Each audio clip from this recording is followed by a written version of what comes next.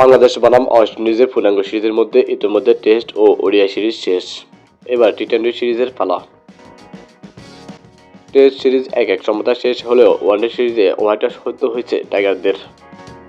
তাই এবার টি-20 সিরিজে বড় ধরনের এক্সেলেন্স অপেক্ষা করছে বাংলাদেশের জন্য। কেননা এবারে টি-20 স্কোয়াডে নেই নিয়মিত অধিনায়ক নাজমুল হোসেন শান্ত। নাজমুল হোসেন শান্তর মতোই ইনজুরির কারণে খেলতে পারছেন না middle order batsman Towhid Hridoy. তাই এবার টি-20 স্কোয়াডে কিছু শক্তিমত্তা কমেছে বাংলাদেশের। বিসিবির ঘোষিত স্কোয়াডে অধিনায়কের দায়িত্ব পেয়েছেন লিটন কুমার দাস। তো দর্শক, দেখে নেওয়া যাক বাংলাদেশ ও ওয়েস্ট ইন্ডিজের মধ্যকার প্রথম টি-20তে বাংলাদেশের একাদশ কেমন হতে পারে। ওয়ানডের মতোই টি-20তেও ওপেনিংয়ে থাকতে পারেন সৌম্য সরকার ও তানজিম হাসান তামিম। অধিনায়ক ও উইকেটরক্ষক ব্যাটার হিসেবে তিনি ব্যাটিং করতে পারেন লিটন কুমার দাস।